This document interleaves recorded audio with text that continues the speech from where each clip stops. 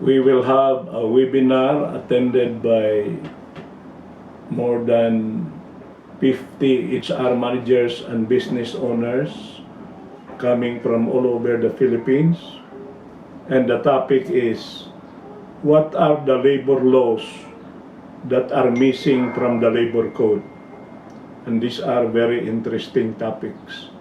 So if you want to get a copy of the video for today and 20 other videos, you just visit, comment, and like, and also subscribe to my YouTube channel by typing the name Yusek JBJ, and then you will get all these learnings about HR and labor laws, all for free.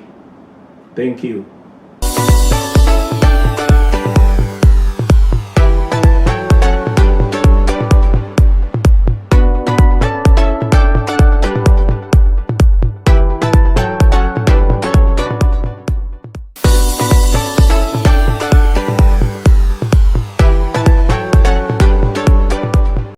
Today we will discover a very intriguing mystery in Philippine labor laws. Some people and many people even believe that the term labor laws and labor code are one and the same. Many of our HR community members and even business owners do not realize that there is a very great difference between the term labor laws and labor code, because the labor code is just one of the labor laws. There are many labor laws outside of the labor code, and so we will discover them today based on my experience, very long experience, being very long in this job, I have prepared a lot of video for you. If you want to get free videos, you can just subscribe to my YouTube channel. Just type Yusek JBJ. You will have more than 20 videos for free, So as I was saying, I prepared before coming here today to meet you. I spent 20 years in government to discover what are the missing labor laws, missing from the labor code. I spent 30 years as professor of labor law. I spent 45 years all in all, from private to public sector, labor arbiter, undersecretary, and writers of many books. During the lockdown, I was able to finish 6 books from February to June. And so these are all published by Central Books, and one of the most popular is the HR forms, which has all the documents from hiring to retiring, and some of you have copies of this. And for those who are going to take the bar, for the first time in history, there is no bar examination in 2020. It is postponed to 2021. So I have prepared a bar reviewer with more than 1,000 pages. That is the product of lockdown. So today I will discuss with you these 8 labor laws. But first of all, I want to express my gratitude to Chairman Freddy Marquez, and for Anju and Willie for organizing this. We have a very wonderful mix of participants today. I am very happy to take note that we have representatives from the labor sector, and therefore, Mr. Chairman, we are now being accepted by the other side, the labor side, as a very professional provider of services like we are doing today. ALO is one of my favorite unions. I come from Cebu, and ALO, TUCP, is one of the pillars of the Philippine trade union movement, and the founders of ALO were one of the founders out of the three. They are all first-degree cousins. The two are brothers. The Seno brothers plus Democrito Mendoza. Their mothers were all sisters, no? Three sisters, no? And one of the founder was Attorney Cecilio Seno, who was my ninong sa kasal. And I'm very happy to say that ALO is one of the most reasonable trade union we have today, and they are here with us.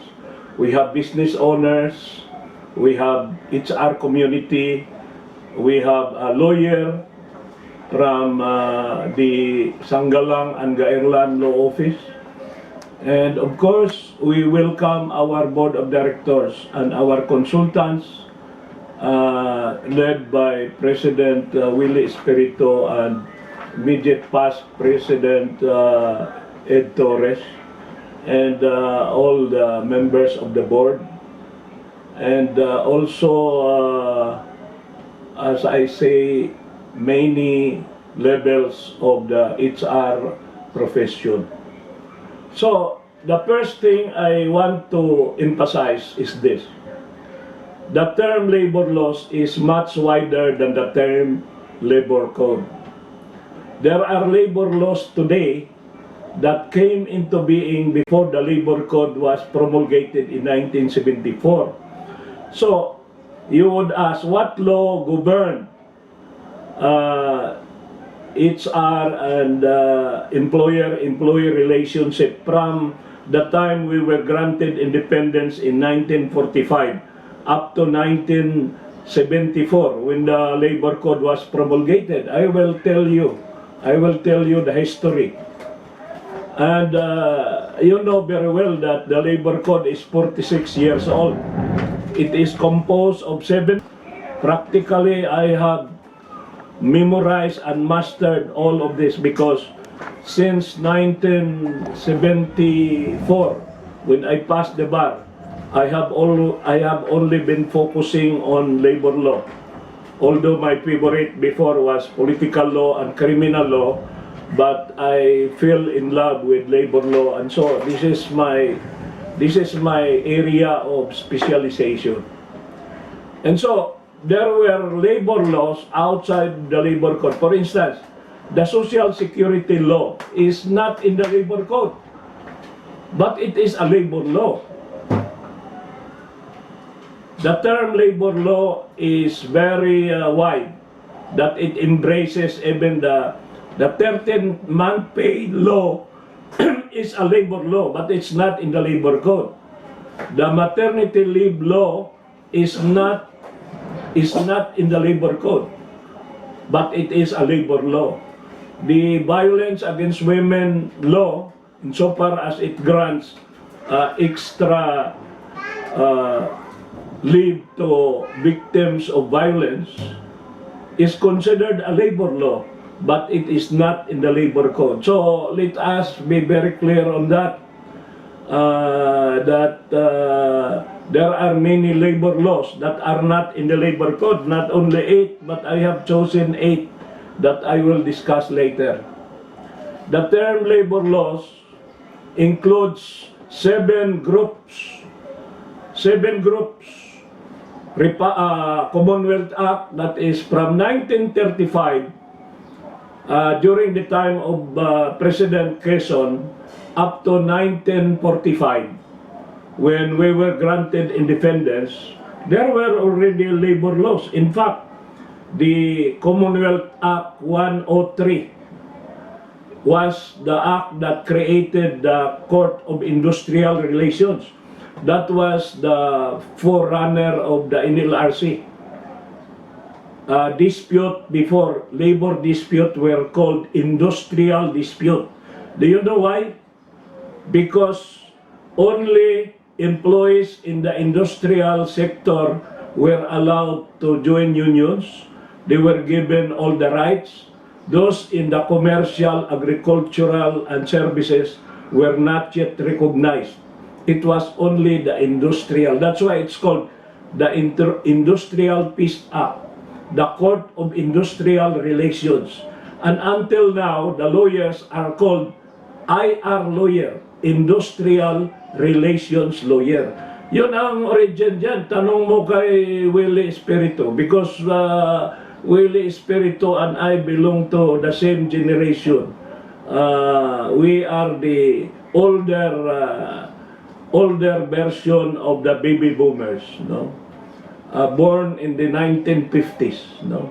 So, Commonwealth Act, then pagdating ng 1945, we became a republic. So, all the laws were called Republic Act. Up to 1972, when President Ferdinand Marcos declared martial law. By the way, this coming Friday is his birthday. There is a controversy about proposal to make September 11 a holiday only in Ilocos. Ba't tayo makikialam? Ilocos lang yun eh. Ang dami talagang pakialamerong Pilipino. Ang mga Ilocos gusto nilang i-honor yung kanilang hero, ang kanilang presidente. Ba't tayo makikialam? No? Si President Marcos was the one who caused my detention, na bilanggo din ako sa martial law, pero 7 weeks lang. But he was also the one who appointed me labor arbiter. So I will not forget him. When he died and he was in Honolulu, my parents happened to live nearby. So I went to his wake and give him a salute, because we were both members of ROTC. He was my commander-in-chief. But my mother and my wife scolded me because they were very loyal to Cory Aquino. I'm also loyal to Cory Aquino, but he was our president, and although he detained me, I was also a recipient of his appointment. As a young age of 27, I was already a judge of labor cases. And so, because of the recommendation of Secretary Blas Ople, because he did not know me personally. So going back, Commonwealth Act, Republic Act, then during martial law, presidential decree. Then Marcos lifted the martial law 1982 or 83, and then Ninoy was killed in 1983. By 1986, we had EDSA revolution, and then President Cory took over. Do you know that the time after the EDSA revolution, February of 1986, up to 1987, we were a revolutionary government, because we had no Congress, we have no Senate, we have no House of Representatives. Only President Aquino could make a law. So he issued executive order. Executive order. In fact, he made 2 labor laws. She made 2 labor laws. One is the labor law that gave the right to form unions and to negotiate CNA, or collective negotiation agreement, to government employees. No? And then she also made a law allowing the security guards to form and join unions. And those were controversial, but those were formulated by Secretary Joker Arroyo and signed by the President. So, while Marcos had presidential decrees, as a constitutional dictator, President Cory had executive order as a revolutionary government chief executive. But upon the approval of the 1987 Constitution, we reverted to Republic Acts, because we already have Congress, and one of the senators elected was my kababayan from Cebu, one of the stalwarts of Associated Labor Union, Senator Ernesto Boy Herrera, who authored a lot of amendments to the Labor Code. So, 7, even the rules and regulations implementing the Labor Code is considered labor laws, because they have the effect of a law.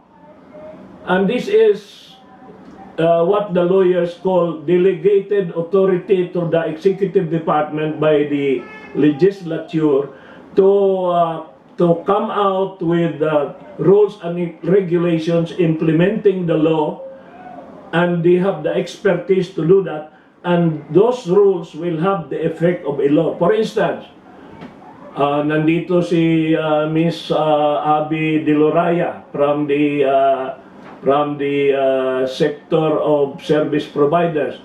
Department Order 174 is an example of a rule and regulation implementing the labor code, which governs job contracting and service contracting, and that is just issued by the Secretary of Labor, but it has the effect of law. Therefore, it is called part of labor laws. In fact, also, doctrines or jurisprudence issued by the Supreme Court are considered also labor laws. That's why the doctrine of no work, no pay, the doctrine of non-diminution of salary are doctrines. In other words, when you say doctrine, these are decisions by the Supreme Court that has a far-reaching effect, and it becomes a precedent, it becomes a landmark basis of future decisions. So they are all, the 7 are parts of labor laws. Can you imagine when I say there are many labor laws that are not in the labor code? I'm not telling a lie, I'm not pulling your leg. I can prove that. No, I have been teaching labor law since 1977, when some of you were not yet born. I was already a professor in the university teaching labor law. So, if we trace the history of the Philippines, from 1521, when my great-great-grandfather, Dato' Lapu-Lapu, killed the first Western colonizer, Fernando de Magallanes, who landed in our land in Mactan, and he was sent by the Crown of Spain, no? And that was from 1521 na putol yung colonization of the Philippines between 1521 to 1565. They were afraid of the natives. No, they were afraid of the natives. But in 1565, Miguel Lopez de Legazpi came back and had a blood compact with Sikatuna, Raha Sikatuna of Hull. And do you know, ladies and gentlemen, that that was the first treaty, international treaty, between the Philippines and a Western country. It was in a form of a blood compact. And that was a historic document. Why am I mentioning this? Because by that blood compact, by that agreement, we became subject to the labor laws of Spain. Because Miguel Lopez de Legazpi represented Spain. Magallanes was a Portuguese, but he was sent by King Philip to look for spices in the Far East, and he landed in the Masawa, and then he ended up in Cebu, and that is where my great-grandfather killed him. No? We in Cebu, we are very simple people. If you take advantage of us, we will not file a case against you. We will just kill you. No? Doon niya nakuha ni, that is the attitude of President Duterte, because his father was from Cebu. And so he has also a blood of Lapu-Lapu. So, from 1565 to 1898, when General Emilio Aguinaldo proclaimed independence, we were subject to the laws of Spain. And then, when Aguinaldo declared independence, there was a Malolos Constitution, and then there was a Pact of Biak na Bato, but it was short-lived because the Americans came. Hindi natin alam that we did not know that the Americans and the Spaniards had already signed the Treaty of Paris. And the whole Republic of the Philippines, 7,107 islands during high tide, was sold by Spain to America for $20 million. That was the best real estate deal of the century.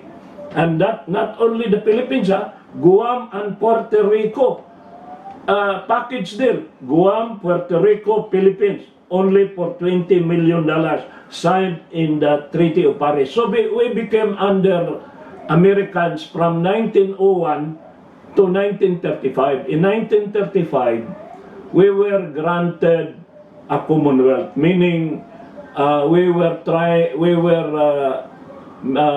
given the opportunity to learn how to govern ourselves.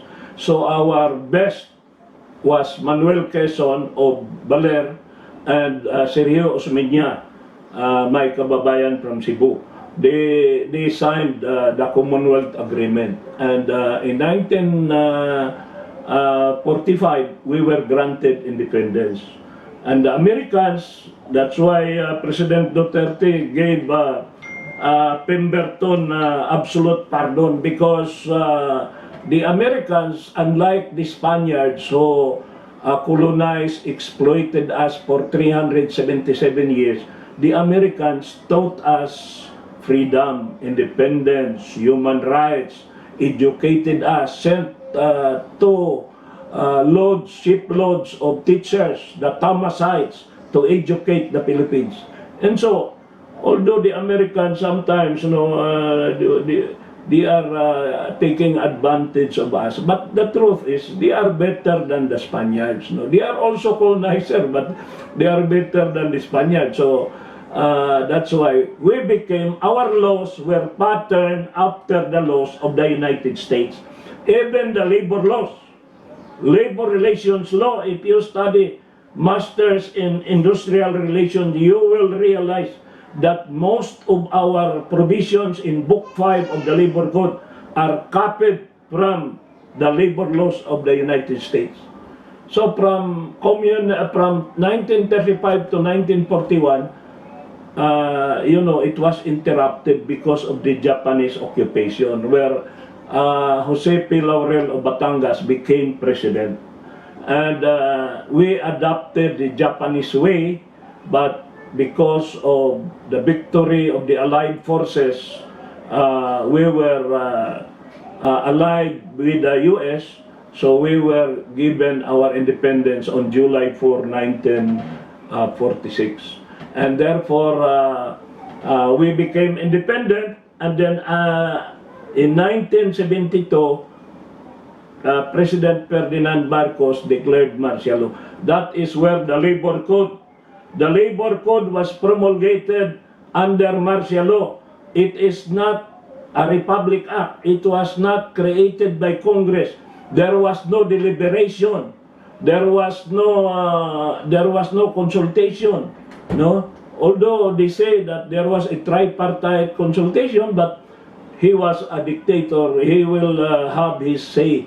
But Secretary Blas Oakley was a very good Secretary of Labor. He was very brilliant, and he was recognized as the author of the Labor Code. So that is the story. So ito, if you can see this is my creation. If you look at the history of the Labor Code, there is also a remnant of the classification of workers. The freemen, the aliping na mamahay, these are the regular employees. The aliping sa gigilid, these are the casual, the contractual, the project, sa gigilid, no? So that's why I have created a mnemonic device, classifying the labor according to the history of the Philippines. Industrial labor is the first, but just to create a mnemonic device, CIAS, no? Industrial, Commercial, Agricultural Services. I'll give you an example. Pag ang when the you have a poultry, no? You have a poultry, that sector is called agricultural, because poultry is agricultural. But if you bring the chicken to the processing plant of Magnolia, it becomes industrial. Because there is the use of a machine, there is a use of technology, it becomes industrial. So Magnolia processing plant is no longer agricultural, but Magnolia poultry plant is agricultural. Why do we have classified? Because sometimes in minimum wage, the level in the agricultural is lower than the industrial. Now, so from agricultural labor, which is the poultry, it goes to the processing, which is industrial. Then when it is sold in the supermarket, it is commercial. And the merchandisers, the promodizer, they are service labor. So those are the difference, no? The transportation that brought the chicken from the poultry to the processing is also services. So you distinguish industrial labor, commercial labor, agricultural labor, and services labor because there are certain laws that are not that are applicable to certain kinds of employment. Now, when it comes to unionism, the right to self-organization is given to all the four: commercial, industrial, agricultural, and services. But that is for collective bargaining. But for the right to self-organization, not for collective bargaining, but for mutual aid and protection, is available to ambulant, itinerant, rural, those without employer, intermittent, self-employed, work from home. Dinagdag ko na yung work from home. So, airways, tapos, we have no specific law. This is missing from the labor code. We have no law for working students, but we have a law on apprentice and learners. We do not have a law on OJT. We have to create a law. I'm very happy that I was engaged by Congress to help in the writing of the next labor code. No? So if you have some suggestion, what provision to change, you tell me and I will acknowledge you to be part author of the next labor code. And then the charitable, religious, educational, and medical. Before, they were not allowed to unionize under the labor code in 1974. Charitable, those that are not engaged in profit. But because of the amendment, especially the amendments of Senator Boy Herrera, they were allowed to unionize. One of the landmark decisions, and I think that Mr. Joey Reyes is here. Mr. Chairman, is Mr. Joey Reyes is here? Is he here with us? Because one of the landmark decision by the Supreme Court is Nicanor Reyes Memorial Hospital, and that is the landmark decision because it was in that decision that the Supreme Court said that the nurses in the hospital are also entitled to the right to unionize. Because prior to that, there was a doubt. But because of that decision in Nicanor Reyes Far Eastern University, the Supreme Court clarified that employees, even if the employer will claim that they are not operating for profit. You know, many hospitals would always claim they are not operating for profit, but I don't believe. Tell it to the Marines. Can you imagine St. Luke's would say they are not operating for profit? They would say Asian Hospital not operating for profit. Cardinal Santos not operating. No, I don't believe. But that was only before because that would exempt them from unionism and also for taxation purposes. At that time, taxation. Dalawa lang. Bakit ba nagtatayo ng foundation? Why are these educational institution, medical institution creating foundation? Because of tax and unionism. That is the real reason. No? Yes, I know. I know he is the handsome member of the board. Who is the most handsome? Before you were the most handsome with Richard Marcelo, but now the most handsome now is Joey Reyes, no? But you know, the Reyes family, they are one of the most prominent families, and they founded the Far Eastern University. And this, the landmark decision is that Nicanor Reyes Memorial Hospital. That is the grandfather of Joey Reyes. And that was a very good decision because it explained and enlightened all. No? And here is another thing that I have prepared. No HR in the Philippines ever prepared something like this. I am proud to say, I claim this. No, when you are born into this world, you are called a person. You know, Mr. Chairman, a baby, age 1 day old, 1 day old lang. He is born. Yes, he is born this morning. This afternoon, his father dies. He can inherit. The baby can inherit because he was already a person when his father died. But if his father died ahead of him, he cannot inherit because he was not yet a person. That's why a person, no, becomes a juridical personality, a legal personality, has certain rights. When you become a person, you have rights. Of course, there are people who say that an unborn child has already rights, but that is debatable. My belief is that when you are born, that is the time you become a person, and a person is entitled the right. No?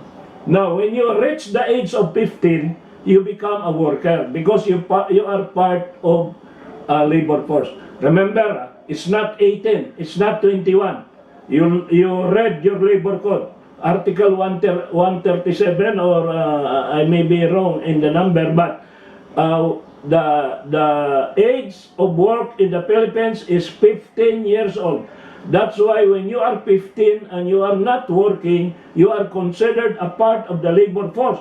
Kaya mataas ang ating unemployment rate because when we count the labor force, it includes 15 years old who are not in school. So, you can work but not on the hazardous kind of work. You can work under your parents. If you have a boteca or a drugstore or a small department store, you can employ your children 15 years old. That is not illegal because the employer is the father or the mother. No, that is already in the eyes of law, employer-employee relationship, not just a father and son relationship. It becomes employer-employee relationship. But, you know, a worker who becomes an employee has certain rights. The more you elevate yourself into this stairway, the more rights you will have. And when you are an employee, you may be just probationary. When you become regular, then you acquire more rights. So this is the metamorphosis from larva to pupa to caterpillar to butterfly. This is the metamorphosis, and the higher your category, the more rights you will have. I hope that you are following me and you can catch up with my speed because I am in a hurry. We have a lot of things to cover. And when it comes to status, casual, project, probationary, regular, I will explain that later on. Then when it comes to unionism, ladies and gentlemen, the employees are classified as follows. Executives, not allowed to unionize. Board of directors, they are not employees. They are not employees, the board of directors. They are representative of the employer. They are the guardian of the asset of the employer. They are the policy makers by virtue of the authority vested upon them by the owners because of their ownership of the stock. No? So if I do not own the stock, why am I president? No. I am president because I am entrusted by the stockholders, although I do not own a stock. No? Okay. For symbolism, so that I can be a member of the board, I will be given just 1 share of stock. That is that. But I do not become an employee. I am a board of director member, is not an employee. So, strictly speaking, board of directors should not be given 13-month pay because they are not employees. They are not entitled. No, but if that is a gift, that is a gift. But who will decide to give the gift? It's also the board. So you are deciding to give yourselves a gift. Just like the congressmen and senators, they decide to give themselves a gift every Christmas. No? But anyway, executives are employees. Remember, executives are employees. Vice President, Senior Vice President, Executive Vice President, they are employees. That's why yung mga taga-PhilHealth, those who are being charged, no, of plunder, they are employees. And they can be tried by the Sandigan Bayan. No? Managers, we have different levels. We have junior manager, senior manager, and then the confidential employees. No? We cannot discuss because it is confidential. Confidential employee, I will answer during the question and answer portion. But as of now, I will whisper to you, if you ask me, it's confidential. No? Why are confidential employees not allowed to join unions? Because that is conflict of interest. They know many things that may compromise the position of management. Now that is also the reason why the supervisor, although allowed to unionize by virtue of the amendment by Senator Boy Herrera, Republic Act 6715, now, dati from 1974 to 1989, supervisors were not allowed to unionize. But before the Labor Code, under the Industrial Peace Act, 1953, Mr. Chairman, if you remember, you were not yet born, 1953 up to 1972, supervisors were allowed to unionize. What was the law? The law was Republic Act 875. What is the title of the law? Industrial Peace Act. That was the law that was amended by the Labor Code in 1974, insofar as Book 5 is concerned. And that is the Industrial Peace Act. That is the labor relations law. From the time of President Magsaysay to the time of President Marcos, there was only one law, Republic Act 875, insofar as labor relations was concerned. So, from 1953 to 1974, supervisors were allowed to unionize. But President Marcos, by coming out with the Labor Code, abolished the supervisors union. Marcos said, supervisors, you are part of management. So the original definition of supervisors under Article 212, paragraph M, which is now Article 219, the supervisors were subsumed or absorbed as part of managerial. But today, because of Senator Herrera, in 1989, no, from 1974 to 1989, they were not allowed to unionize. But in 1989 until today, the supervisors are allowed to unionize, but not to join the union of the rank and file. Alam naman ninyo yan dahil ang dami nang nag-unionize na supervisor So when you form a union, you come up with the constitution and bylaws, then when you register it, the union becomes LLO, Legitimate Labor Organization. And if you want to win in the certification election or you are granted a voluntary recognition, you become a SEBA. This is a term that I created which was adopted by Secretary Rosalinda Baldos in issuing Department Order 40-03 and amended in 40-015 when she became Secretary of Labor. The term SEBA is now included in the law, but that was created by JBJ. The term LLO and SEBA was created by JBJ. And when you are a SEBA, you have the right to demand for bargaining, and management has a duty to bargain. And you become a party to a CBA. When you file a case, you are a complainant. The company is a respondent. When you lose, you become an appellant, and the company becomes the appealee. And when you are the winner takes it all. No? And this is not the solar system, ladies and gentlemen. This is the story created by JBJ in 2012. And this starts from a person up to the time that there is a case, that there is the big yellow is not the moon, and these are not the satellites, these are not the planets.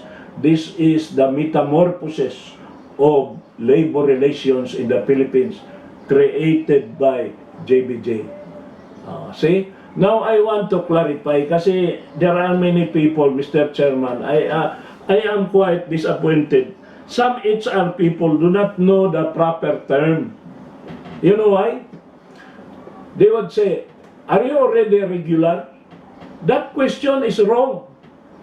Whoever will ask that question did not study his labor laws. When you ask the question, Mr. De La Cruz, are you already regular? That is wrong. The proper question is your position regular? And if you have passed the probationary, are you already permanent? Because it is not the person who is regular, it is the position. How do you know that your position is regular? Your position is regular because it is found in the table of organization. Why did the board of directors create a table of organization? That is the only positions that are allowed by management. You, HR, you cannot hire a person to a position that does not exist. If you are my HR manager and I am the owner of the company and you hire somebody and there is no position for him, I will fire you as an HR manager. Why? Because there is no, what are you filling up?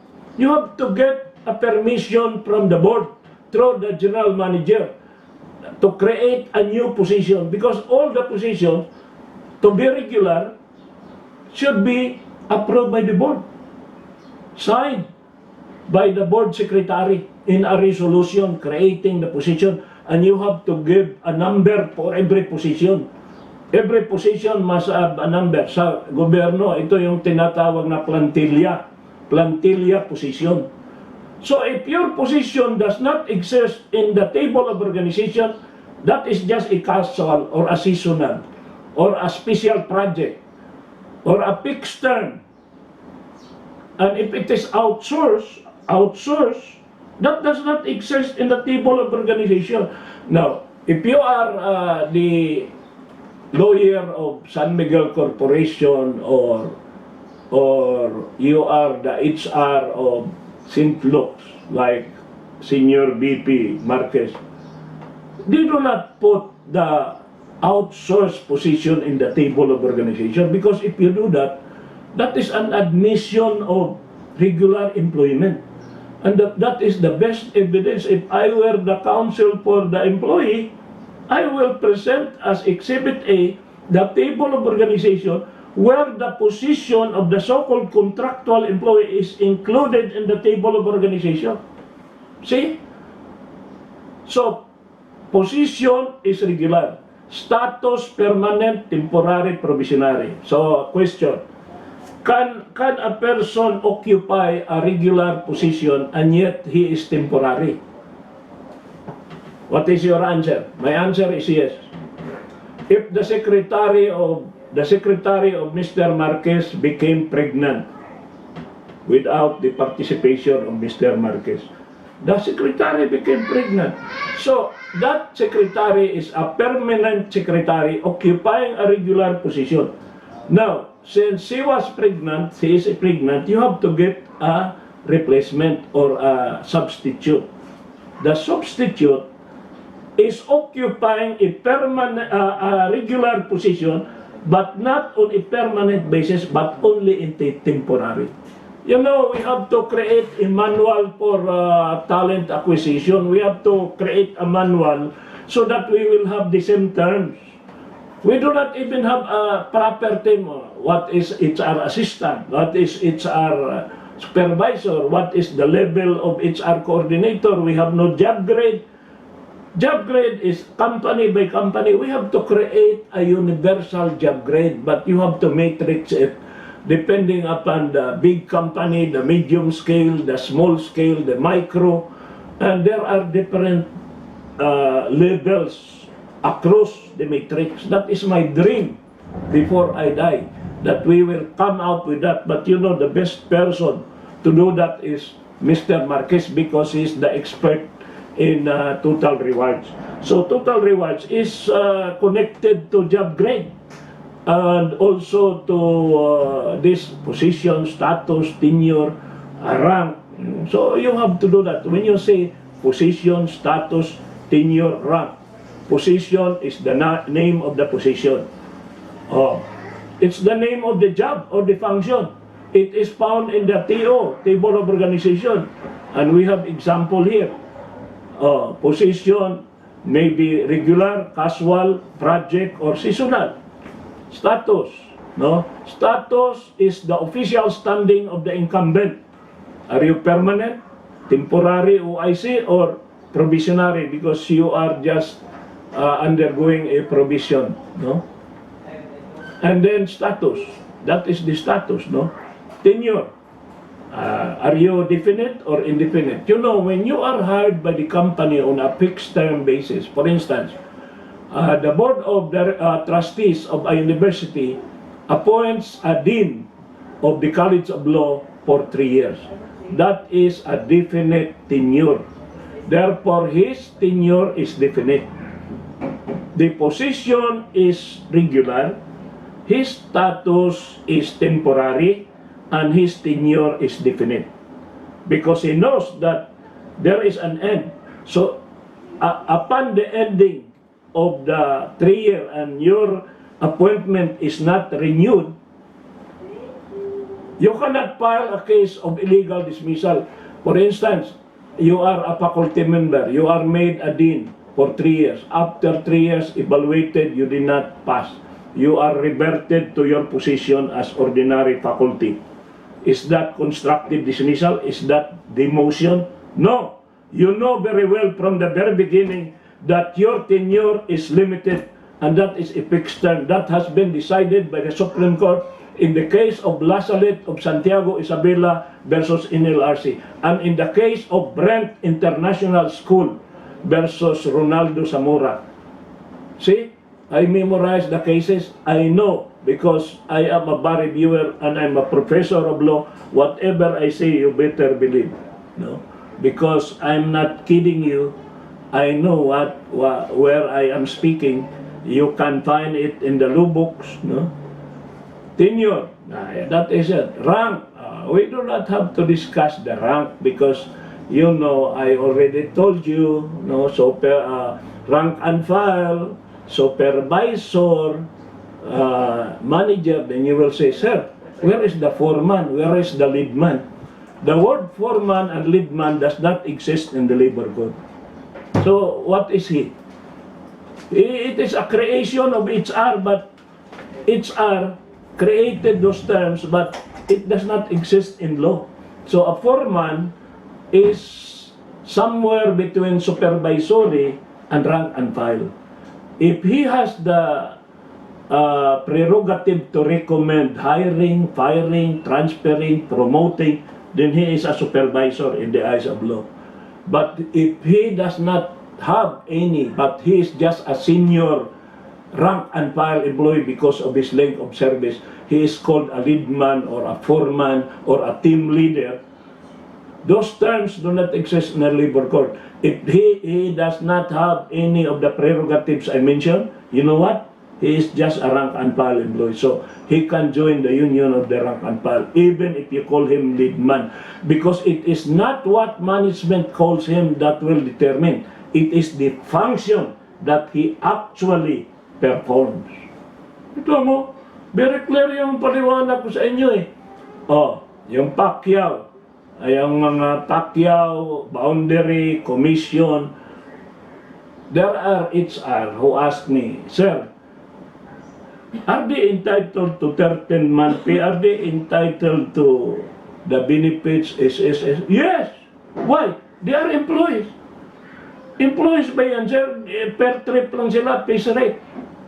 That is just the manner of paying their salary.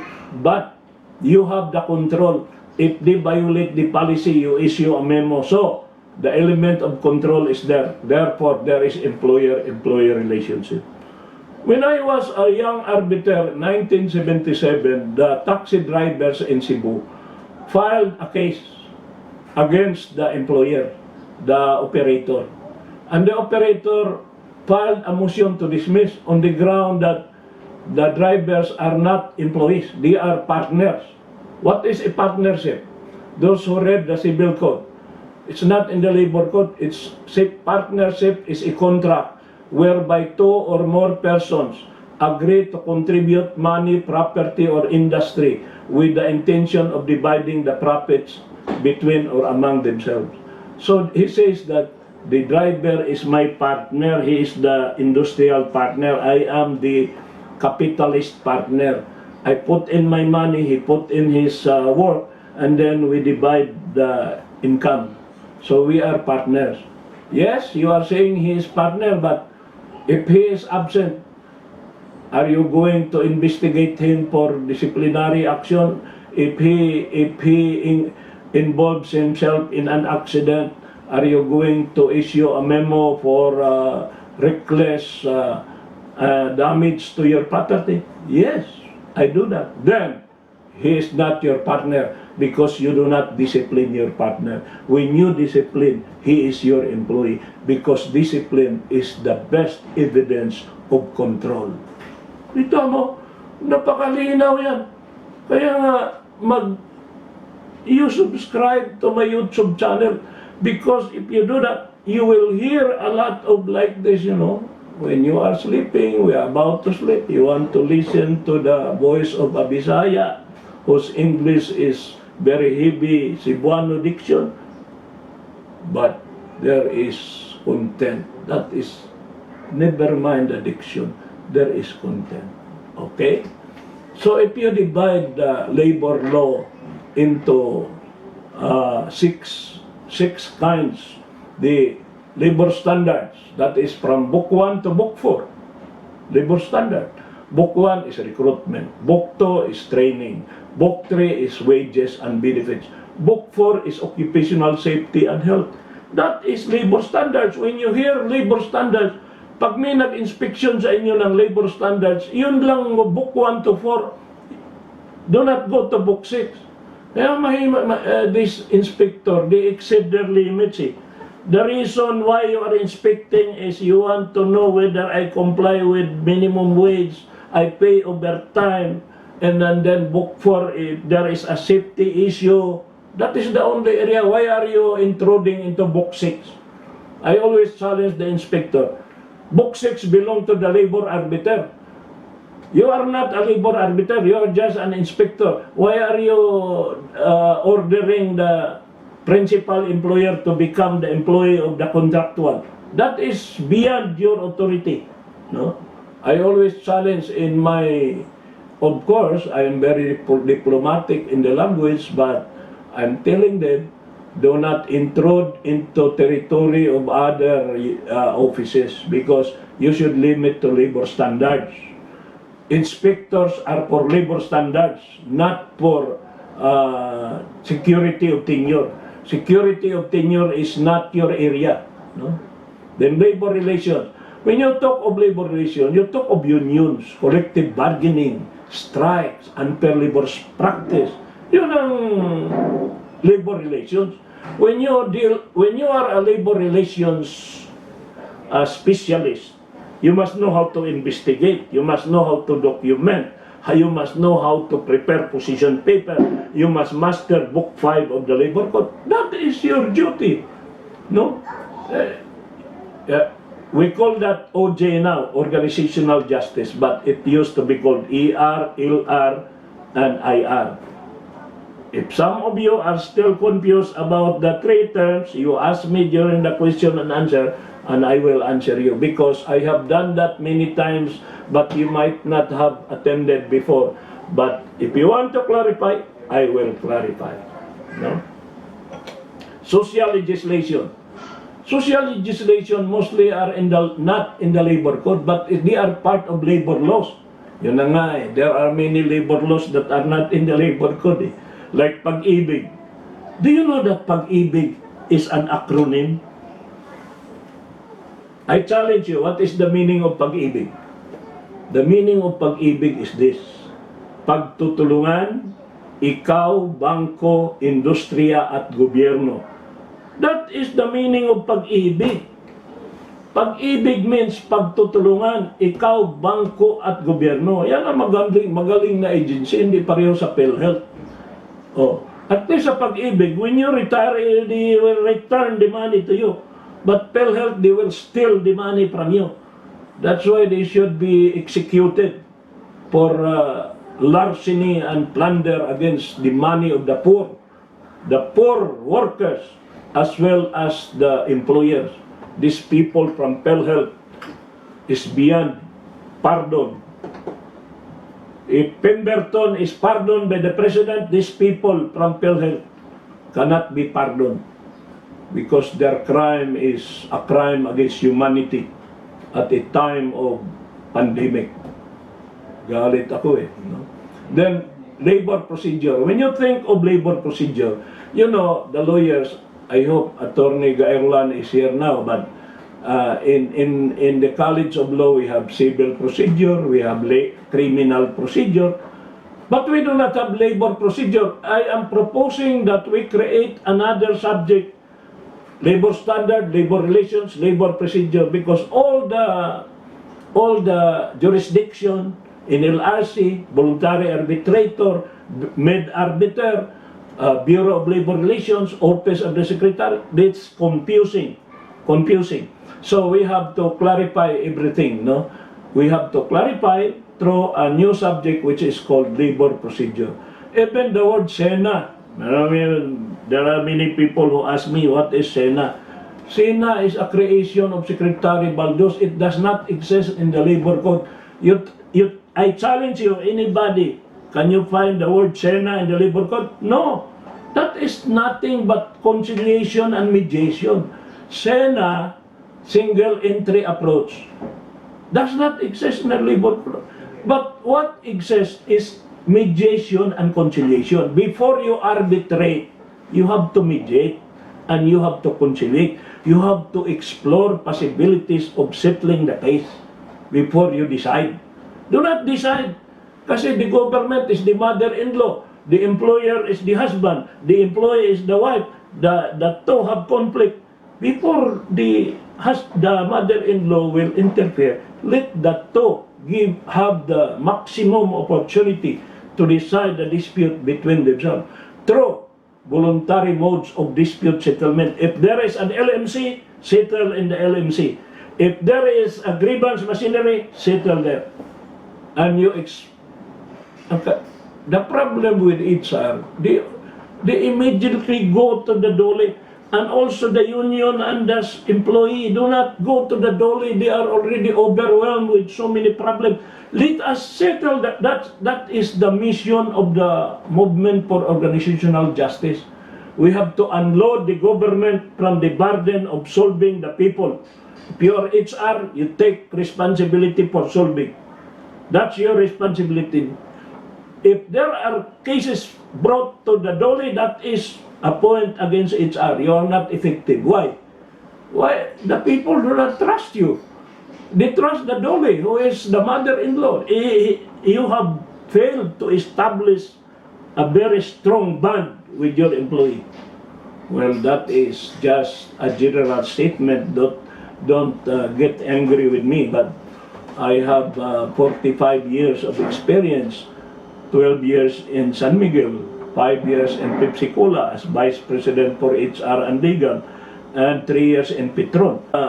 Because of that, when I was in San Miguel, I told Mr. Soriano, "Sir, instead of paying a lot of money to the lawyers, that's why the lawyers do not like me, although I'm a lawyer.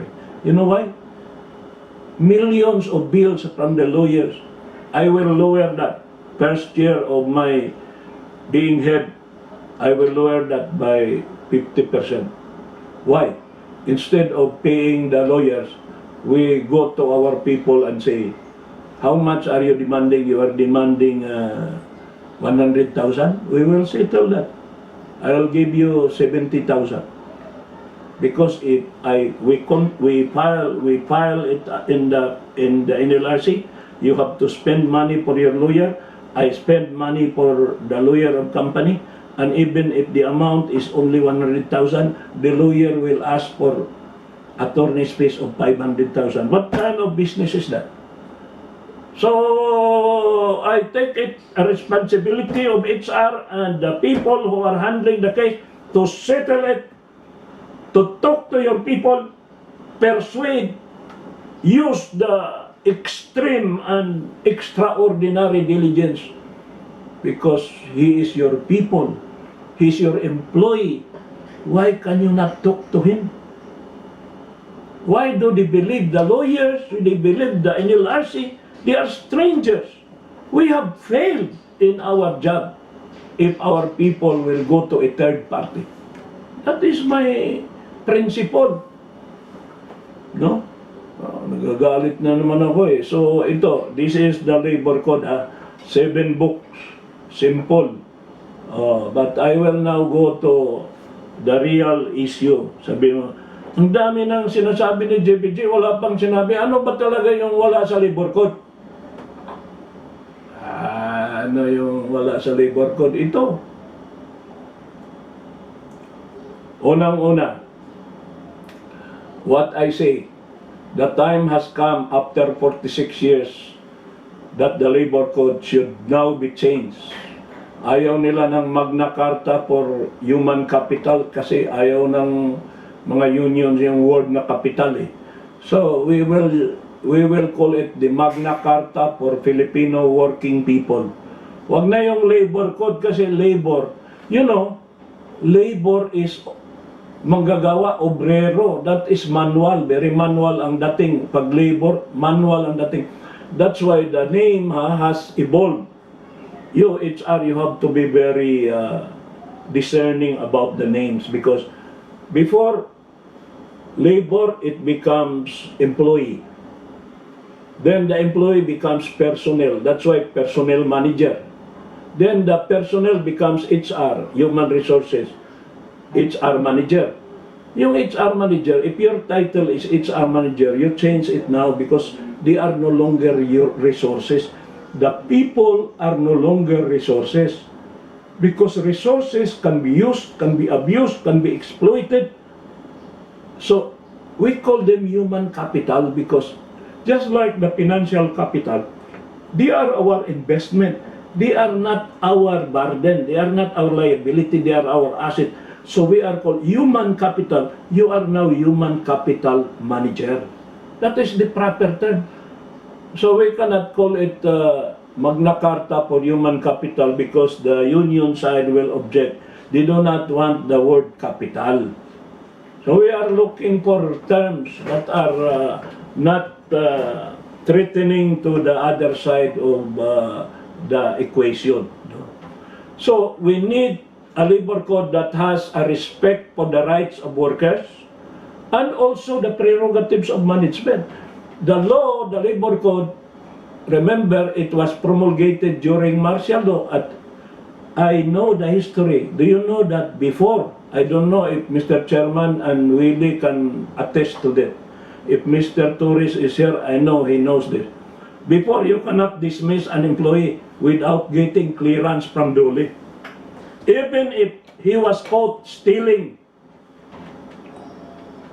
Can you imagine? An employee was huh? Yeah.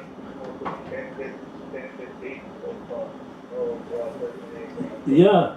In other words, before, the mother-in-law, which is the government, did not trust the management to have the sense of justice that they will be the one to decide whether an employee deserves termination. It's good that there was a change. Okay, you make a decision to terminate the employment or not, then later on, the employee will contest that, they will file a case. But before, earlier 1970s, you go to the Dole and say, you know, I caught my employee stealing money. May I have the permission to terminate his services? Can you imagine that? In other words, you are asking your mother-in-law whether you can discipline your own daughter. That is not good, no? That's why we are looking for a labor code that will give us flexibility, because during the time of President Diosdado Macapagal, 1963 to 1965, when President Marcos assumed, we were number 2 in the whole Asia in terms of economic development. Remember, ladies and gentlemen, there is a difference between progress. Economic progress is different from economic development, because progress is, there is very big gross domestic product and service, but only a small portion enjoys it. Development is when there is a sharing of the fruits. That is why the minimum wage should be raised. That is why there must be benefits, there must be leave. That is somehow equalizing, according to Justice Laurel in the case of Colonial versus William, to equalize, because the life is not equal. And so to balance, the labor law is a balancing mechanism. But ito, ginawa nila, sinobrahan naman nila pag-balance, that the one at a disadvantage daw are the employers. Because the labor code has so much pro-labor, it's okay to be pro-labor, but not to the extent of killing the ghost that lays the golden egg. No? So, I am looking for a balance, because in the Constitution of 1987, under the Corazon Aquino presidency, there is a provision that assures labor protection, guarantees of the rights. Well and good. It's okay. We have no objection. But there is also a recognizing of the right of the private enterprise to return on investment and expansion and growth. Recognizing lang. Samantala, the side of labor is guarantee. Sabi, the state shall guarantee the rights of all the workers. While for the employer, we just recognize it. We do not guarantee, because you are strong enough to fight for it. You have the talent, you have the resources, you have the influence, and you are very articulate. Maarte na, makulit pa, articulate. So, kaya mo ipaglaban ang sarili mo. Bakit kailangan mong protection? Only labor needs protection. You do not need protection. Kita mo yan, oh. Tingnan mo. This is tripartism. Labor, capital, and the state. Yan. Labor, capital, government, civil society, merong mga unions. Oh. So there is the Constitution of the Philippines, protect labor from dishonest employer. Because there are employers who do not pay the minimum wage. There are employers who do not remit the SSS. And against greedy unions who collect a lot of money but they do not serve their employees. There are corrupt government officials. They accept bribes to decide case one after another or against You know, I am very proud of my record as a labor arbiter and arbitrator. I have decided against many of my friends. I have lost my friends because if it is really for labor, it is for labor. You know, there was a friend of my friend who came to me and said, it is a big bank and I was asked to arbitrate on the wage distortion. And the lawyer of the management believed that they would win because they were friends of my friend. But in the decision, I decided in favor of labor because I had a definition of how to correct wage distortion. And now it is appealed to the Supreme Court. Protecting workers against unethical lawyers, because lawyers are allowed only 10% attorney's fees when it comes to money claims. So if they ask more than that, that's unethical. They can be disbarred. The strongest protection is number 5 because it protects labor from labor's own ignorance. For instance, signing a quit claim that he does not understand. Resigning because of intimidation by management. All this protection by the state. Those resignation, those quit claims, they are null and void because they are contrary to public policy. They were the product of coercion. The consent was not freely given, and the consideration is shocking to the conscience of man. It is so inhuman on the part of the employer to take advantage at a poor and lettered. Ang ganda, no? But on the other hand, we have also to protect the management because there are dishonest employees who steal the properties of the employer. There are lazy, incompetent. They cannot deliver. They are paid very high salary. They have very good biodata, but they do not have performance. Or we are protected from unions that, can you imagine, I'm a small company and here comes the union demanding for so much. That's why, you know, a hotel in Davao became bankrupt because of so much demand from the union. So outlandish and outrageous benefits. Merong benefits na menstruation allowance. Have you heard of that? You are the expert, Mr. Marquez. Total rewards, menstruation allowance. How can you give? Huh?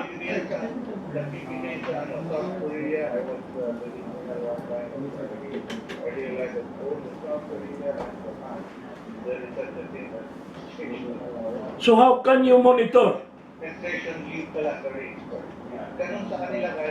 How can you monitor whether there is really menstruation? Sabi nila, they are entitled to one, the girls, or the female, entitled to once a month, Paano yan kung 60 years old na yan? Nag-menopause na, meron pa rin menstruation allowance? That's why, nagulat ako doon, South Korea pa rin. Anyway, that is their, we will now start. Biro mo, we have not yet started. Because I promised 8, I will give you 8. Number 1, when we prepare the next labor code, we will put the missing part. That if we protect labor, no objection on our part. But we have also to protect management. We have to protect management, therefore we have to put in the labor code specific provisions against, no, we have to strengthen management prerogatives. You know why? There is no provision in the labor code that specifically empowers management to hire, fire, transfer, promote, lay off, discipline. Where can you find this? It's just in the definition of manager in Article 219, paragraph M. But there is no provision, while the labor is very clear, labor side, They have the right to self-organization. They have the right to collective bargaining. They have the right to peaceful concerted action, including the right to strike. No? They have the right to adjust inhumane conditions of work. They have the right to security of tenure. On the other hand, there is no law that gives management the prerogative to hire, fire, transfer, promote, lay off, discipline. We do not have, there is no specific provision that we can merge and consolidate. We can spin off a unit. Those are only created under the very generic umbrella term of management prerogative. But there is no explicit provision that enumerates that is my mission. And I will tell ECOP through the Governor Freddy Marquez, there has never been a successful employer who was, can you imagine, more than 50 years ECOP existed. Why has ECOP not successfully postponed a law that will enumerate the prerogatives of management? Why? You better bring that up, Mr. Governor, because my uncle, Attorney Antonio Abad, is very sickly and he is one of the brains of ECOP. I hope that before your term expire, we must have a concrete, convention then convention, maraming speaker, outsider from the, but in law, talo talagang employer. In legislation, the employers are always outwitted, outdone, outsmarted by the labor sector. The employer sector is very, very hesitant. I don't know why. No? In fact, I heard from Mr. Chairman that there was another leader of the industry that says, wag na yang i-re-raise ni JBJ, baka mabulabog pa yung labor contracting eh. Why are you afraid? Evil triumphs when good men do nothing. We have to do something. We have to put our position forward and let the lawmakers decide. We have to be heard in Congress. Pag ako nagalit, tatakbo ako ng party list eh. Ano kayang party list ang aking takbuhan? Tatakbo ako sa uhaw. Ano yung uhaw? Alam ba nyo yung uhaw? Union of Husband Afraid of Wife. Yan ang uhaw. Marami niyang membro, no? Kailangan lahat ng biktima ng pang-aapi mag-join kayo sa party ko, mananalo tayo. Okay? Walang sumasagot eh. Number 2, is there a provision in the labor code about profit for the employer? There is none. There is a provision whether the employer is losing money or not, the employees should be paid their salary. But there is no provision that your business, like the business of Miss Bebet Reyes in Tarlac, now very difficult to do business because of the pandemic. No? Now, is there a labor code provision that says that Miss Reyes and his company with his son, no, Joseph Lawrence, they should earn at least X amount, no? There's no assurance. It is a free enterprise. But there is assurance whether your business is losing or not. You have to pay. You have to pay. You have to remit to the SSS. You have to remit to PhilHealth, Pag-ibig. So, we are caring for labor. That's okay. But how about the one that pays labor? What is the protection that government is giving them? That is my advocacy for movement for organizational justice. There must be justice for the employer also, no? And expansion and growth, no? Now, because of the pandemic, we cannot talk about expansion and growth because the mode now is survival. Just survive. Do not think of growth and expansion, but on a long-term basis, you know, the only company now that is expanding is San Miguel Corporation. San Miguel Corporation has never been affected by any pandemic. Mr. Ramon Ang told the employees, don't worry about your job. I will take care of you. Just focus on your work. That is the kind of employer, because they have all the big capital behind them. And during the pandemic, they are expanding and expanding. They are having new business. Mantala yung iba, they are thinking of survival. So, Number 4, this one, if you look at Book 1 of the Labor Code, I don't know if you have a Labor Code right now, but if you look at Book 1 of the Labor Code, recruitment there is all for overseas employment. Now, my question is this. Why is there no provision on the Labor Code about talent acquisition? If you are in the company, you are at a loss. What is the protocol? What are the rules for hiring? This question about probationary period, if we want to extend because he did not qualify, there is already a decision by the Supreme Court in the case of Mariwasa versus Buiser. And this has to be embedded into the Labor Code because the new HR professionals do not know. I'm telling you, I will put that in the Labor Code. And I will pray that I will survive until this will be approved by Congress, concurred by Senate, and signed by the President. That there must be a process.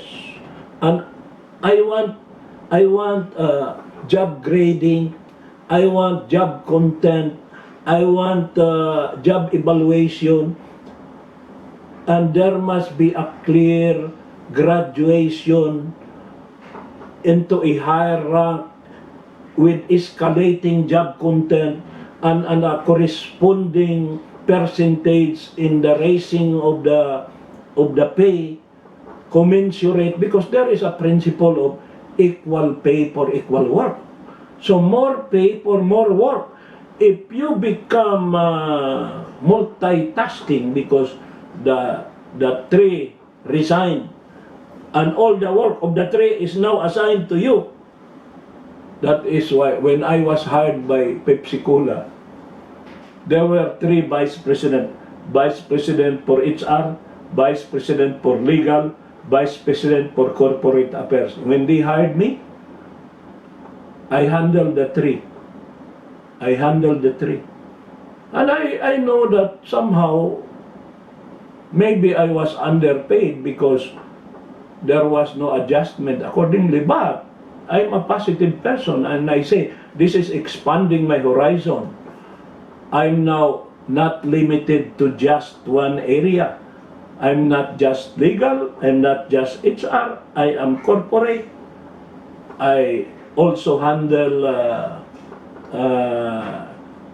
this social responsibility, this public relations. So, a positive employee will welcome an expansion, but you know, the employer must also have a corresponding thinking of expand the job content, increase the salary. So I will have that provision about in recruitment pa lang, because you are recruiting and you offer a job content. If I'm a job applicant, I will ask what is the job level of this position, because we must know already there must be a universal, there must be an encyclopedia of job grades in the Philippines.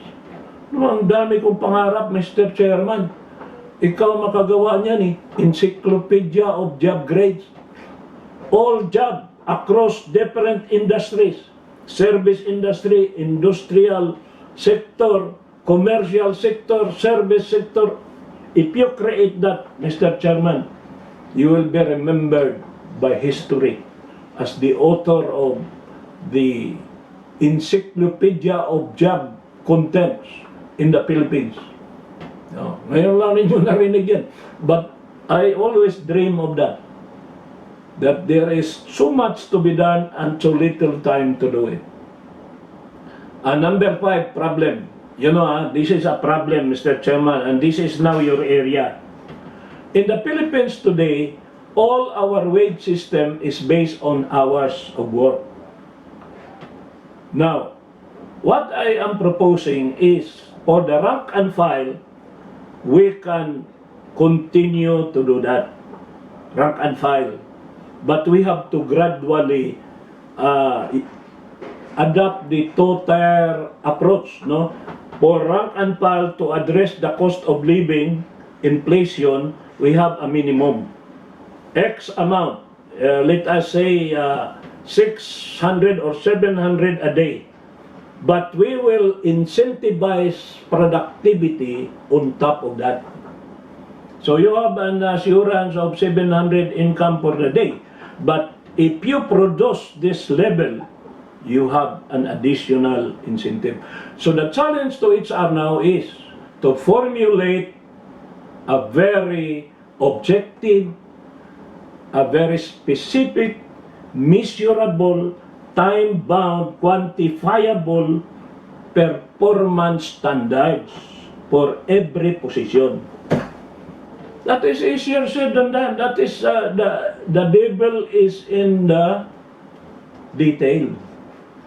Pero ako, I am a generalist. I speak in parables and I speak in principles. But I do not go into the details. Kayo mga nakikinig, you, the listener to me, you try to put this in the lowest terms. And I address this to Mr. Chairman Freddy Marquez because he is one of, and I think he is the best in total rewards in the whole Philippines. That's why I want Mr. Marquez to write a book. Write a book about total rewards, and then there will be 2 parts of the book. The first part is authored by Freddy Marquez. The second part I will author because that is the legal side of wages and compensation. That will be a very good book because in number 1, we will put there the job grade, job content, job evaluation. Then we will put the productivity incentive scheme. And I know because Freddy is certified as an expert. Sino pa ang na-certify? Si Bebe na-certify ba yan? Si Bebe Chavez doon sa Singapore. Ha? Singapore. Ako nagpunta ako sa Singapore, wala akong nakuha. Kundi namimili lang ako, wala akong certified. No? Wala akong nakuha kasi wala akong naintindihan doon sa mga pinagsasabi doon sa expert, Mr. Farmer. Ako talaga labor relations lang ako. I don't want to venture into the territory of Freddy Marquez and Bebe Chavez because they are the expert. Now, since you are the expert, my friend, and your age is now 35 years old, before you reach 40, you have to write a book. I challenge you. I challenge you to write a book. You can do it because I can do it. I'm only a very poor person. I have no people under me. I work from February to June. I finished 6 books. Can you imagine that? So you can do that. If you are an HR and you apply for a job, I am the owner of the company, I will ask you, if it's a senior position, how many books have you written?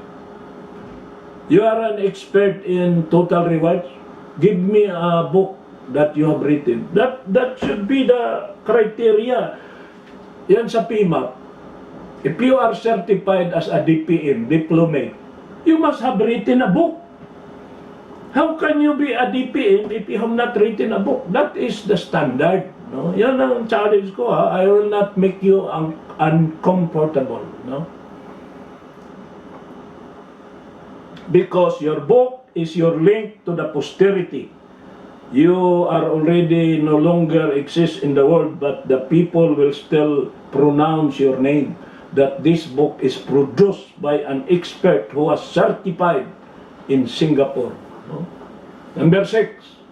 Okay. Number 6. Maraming wrong spelling dito because I was in a hurry yesterday. In the state shall regulate the relationship between labor and management and shall prefer voluntary modes of dispute settlement. What are the voluntary modes? Not in LRC. In LRC is compulsory modes. That is called compulsory arbitration. Why is it that 90% of our disputes are brought to in LRC? Because we have failed to build our strength in the company. In the company, we have to put up a conciliation system. The HR people must be credible enough to the rank and file that they will come to you and say, "Sir, I want to submit to you for conciliation my problem with my supervisor. Why is he giving me this performance rating?" So you HR, you are the conciliator. You try to be the bridge for them to agree, to settle, to sign an agreement that they will not escalate this case, because if they escalate, both parties will have to spend money. So the mission of the organizational justice is to make sure that all our disputes, all our misunderstanding, our grievances should be settled within the confine of the company. With due respect, yung mga outsiders should not be allowed to have a first track. Halimbawa, lawyers. Ako, lawyer ako. Don't get me wrong, Attorney Gaerlan, if you are listening. If I have a dispute with my own person, give us the opportunity to talk to each other, rather than bring it to the third party who do not understand the history, the culture, and then they will be the one to decide. That's the worst part of it. Then we go back, they postpone, and we line up so many cases with the wasting our money instead of focusing on managing our business, expanding our market, looking for better horizons. We spend our time solving the dispute, firefighting. If I'm the president of the company, I'll fire the HR manager. Why are we having a lot of cases? See, that is part of your KRA or KPI. No? When we have a lot of cases, that means that you have not built the internal mechanism to solve the problem. Kita mo? Gagalit na naman ako. Number 7. I hope that before 11 o'clock, we will have question and answer. I know that you have a lot of questions. I skip the others. Most important missing part, number 7, equal justice for both labor and management. No lawyer or outsiders should be allowed to appear inside the company to solve problem that is internal. Why should a lawyer enter the company?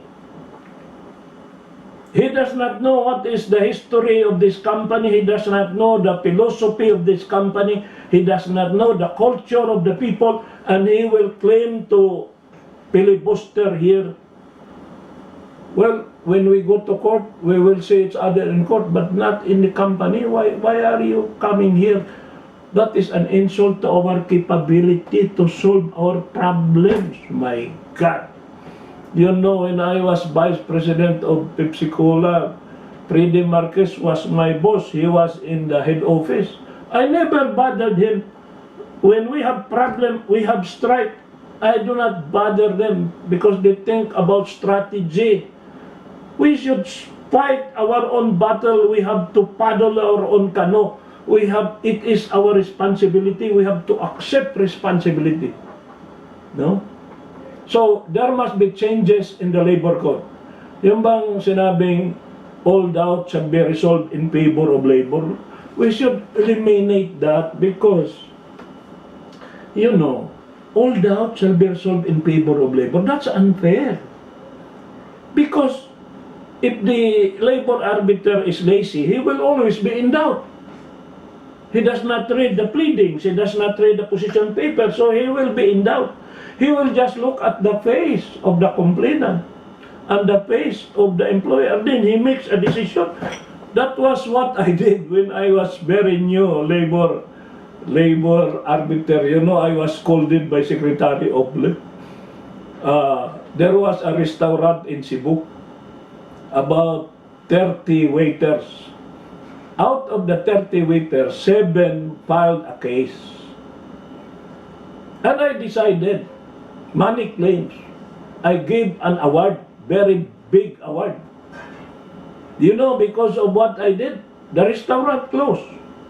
So, 30 minus 7, 23 lost their job, plus the 7 because of my decision. What kind of arbiter am I?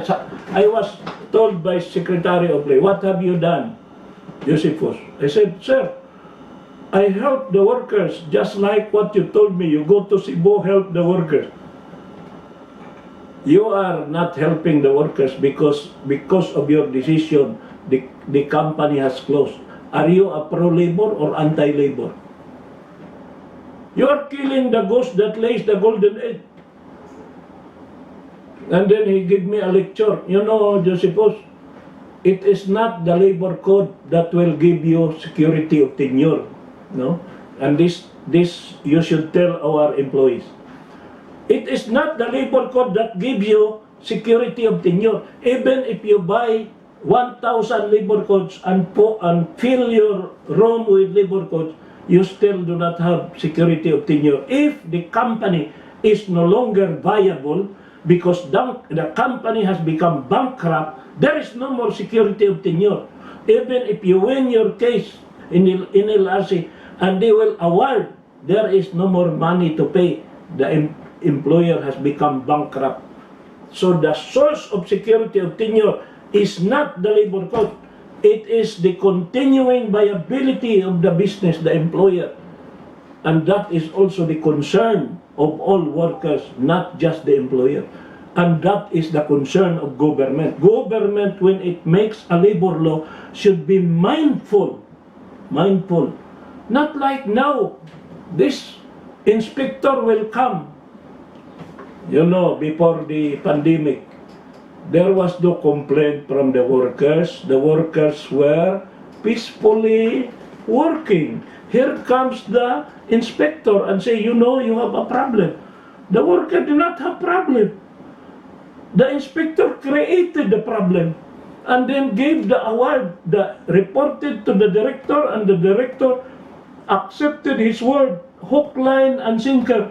And then there is an award which is too much outrageous at the time of difficulty when we cannot even afford the payroll, we cannot even remit, and here comes this employer. I told the Secretary of Labor, because I was invited to speak before the inspector, I said, si Manong Bibot Bello, he's a very good man, he's a very honest man, and he is easy to talk to. I told him, you know, sir, what we should do is this. We should stop inspection for 1 year. What will we do with the inspector?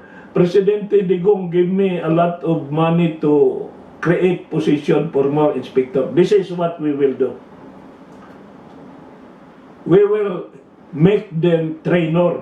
They will go out into the companies to train. Training, I will help in the training. Train the supervisor, do not catch them violating safety rules now. Teach them how to comply. Then, that is for 1 year. After 1 year, if you still violate, then I will have no objection. You continue with the inspection. But moratorium of inspection for 1 year. All the inspector will go to help. They will be welcomed by the HR. here comes the representative of Dolly trying to help us let us put in order the HR department, straighten the records, but they cannot teach what they do not have. They should be trained also. So I told the secretary, give them to me, I will train them. I will train them. And then we will send them to all the companies. That is my mission. Because that is a missing part. Okay, last. Do you know now the reinstatement pending appeal? What is the meaning of this? Mr. X, an employee who is lazy, reclamador, no, intriguero, one day he was caught by his supervisor gambling inside company premises. He was ordered to explain, he was investigated, then he was found guilty, he was suspended. He filed a case of constructive dismissal, alleging that he is a union official. And you know, the arbiter believed him because he created a story that unfair labor practice, they are doing this to me because I am active in the union. And the arbiter did not listen to the management because there is bias in favor of labor. And there was a decision to reinstate. Can you imagine? Then management filed an appeal. Files an appeal on time, within 10 days. While the appeal is pending, if it will take 5 years in the Supreme Court, you have to pay him 5 years either in the payroll or actual reinstatement. That is not fair to the employee. Suppose at the end, he will really be found guilty. Guilty talaga siya. And he has already received for 5 years the salary that he did not receive. Because management does not want to see his face, so he was reinstated in the payroll. So he was just like a pensionado receiving money without working. That is not fair, and I will remove that from the labor court. Magagalit sa akin si Boy Herrera. He was my friend. We finished law school. He was ahead of me, but in the same university. And he is the author of this, reinstatement pending appeal. At saka yung execution pending appeal, can you imagine, gagalit yung mga seafarer. Seafarer, we are the #1 suppliers of seafarers all over the world. We have more than 300,000 Filipinos. In all the ocean-going vessel, there's always a Filipino. You know, when they come back, they file a claim for disability, permanent disability, total disability. You know how much? $120,000 for permanent total disability. I know because I'm an arbitrator. I'm not just an accredited voluntary arbitrator. I'm also an accredited marine voluntary arbitrator. So I'm not just AVA, I am AMBA. So I'm very careful now because when I was young, I give and give a while, no?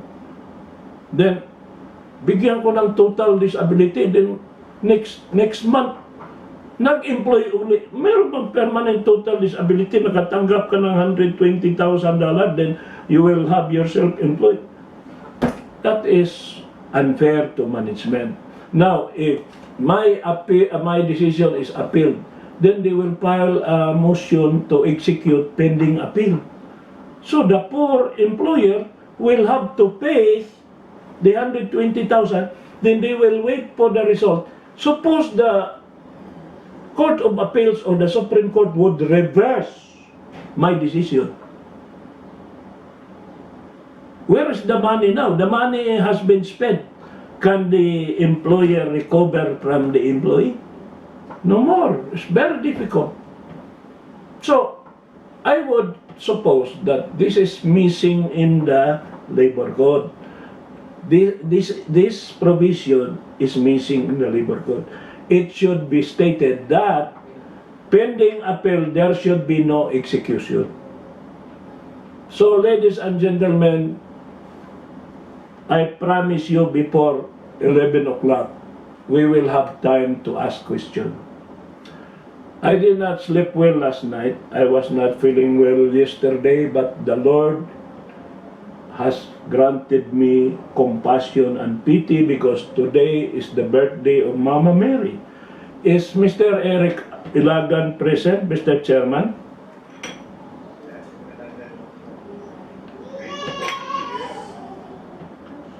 Because today is the birthday of Mama Mary, and I heard Mass through the digital platform. And therefore, now I am passionate, I am full of energy, I have not taken my breakfast, but because of my love for HRMBSI and movement of organizational justice, because of my loyalty to Chairman Freddy and to the board, I am here ready to answer your questions. And whatever I say that you do not like, please forgive me. But that is my opinion and that is my style. I will always call a spade a spade. I am not pretentious. I will not try to hide what I feel. So you get what you see. That is JBJ. I am already 70 years old, but I only look 69. So please, you ask question. Whoever is the moderator, Mr. Chairman, you are the moderator. Yeah, then we ask Wendy to help with and I will now. Wala pang question, pero sir, ako may question po ako regarding dun sa isa sa mga nabanggit niyo na wala sa labor law. Yes. Sir, di ba yung sa recruitment, kasi we had client before na nabito rin sir kasi mag-bind na sila ng kasulatan, automatic na sir, on board na yung candidate. So sir, with that sir, paano po kung yung ang client ang lumayaw kahit na nabigyan ako ng job po? Yun po yung sir sa huli po sa recruitment. Kasi sir, ito is before pa maka-onboard. So siya sir, bind na sila ng job offer. Tapos bigla pumayaw si client. May habol po ba ng candidate? Okay. My answer is this. You, before you give job offer, were you authorized by the client? Because if you gave a job offer without authority, then the client can reject. Because you know, Miss Willie, before you give a job offer, you must at least allow a representative of the client to interview the applicant. Because if you do it yourself, you will never know that what you like or whom you like may not be acceptable to the client. The client, remember, the client is the king. No? The client, in other words, the customer is always right. He is your customer. That's why, be careful, Miss Willie, when you make an offer that you were authorized in writing to make a job offer. Because if the authority is very general, na maghanapan mo ako ng tao, wala namang sinabi doon, you are authorized to speak for me, to decide for me, because it's very dangerous to make an offer when you are not fully authorized. Pero sir, kung halimbawa nyo na is galing na yun ng client, sir. So, may habol po ba yung candidate pag yung client habol? Okay.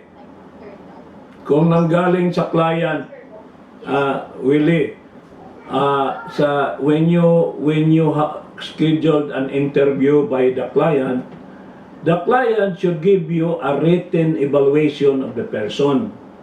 and then the proper procedure to this recruitment team, no? And there was no caution, no, that there are people who cannot be rehired. Maybe they were really acting in good faith. That is my, if they committed some carelessness, they were not alone. There was a contributory negligence on the part of the whoever are supervising these people. I understand that, Attorney. Thank you. Just a follow-through question lang po. Mm. So, what about the employee whom they said that they withdrew the contract?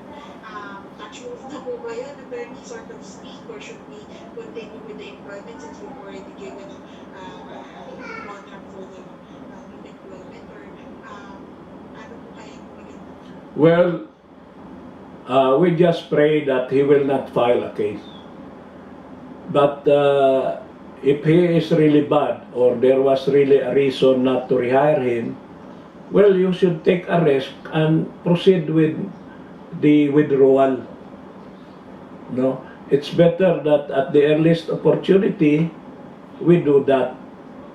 But if I were in your place, I would talk to that person heart to heart, and I would offer him a certain package of settlement, goodwill, just to sign a quit claim that he will not contest the decision of management. Because, you know, that is also a slap on his face. That is, if you were in his place,